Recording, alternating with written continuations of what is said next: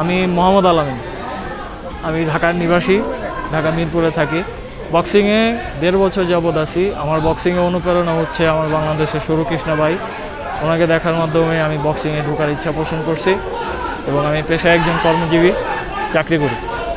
এবং আমার অনুপ্রেরণা, আমি বাংলাদেশের বক্সিংয়ে একটা ভালো জায়গা করতে চাই, একটা ভালো পজিশনে যেতে চাই।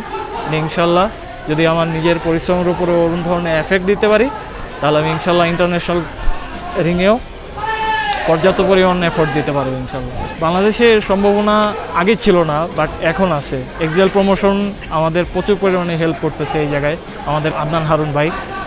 আর বাংলাদেশে ইনশাল্লাহ আন্তর্জাতিক মার্কেটে বক্সিংয়ের অনেক পরিমাণে চাহিদা। বক্সিং একটা 100 বছরের পুরনো একটা স্পোর্টস। একটা সময় দেশের মানুষ চিনতো না, কিন্তু আস্তে আস্তে এখন চিনতে পারতেছে। আমাদের অনেক অভিজ্ঞ বক্সার যারা আছে ভাই, তাদের মাধ্যমে বক্সিংকে চিনতে পারতেছে। ইনশাল্লাহ এর মাধ্যমে এই লাইন ধরে আমরাও যেতে পারবো এই বক্সিংয়ে। বক্সিং একটা এন্টারটেনমেন্ট স্পোর্টস, এটার ভবিষ্যৎ সম্পূর্ণ অডিয়েন্সের উপরে।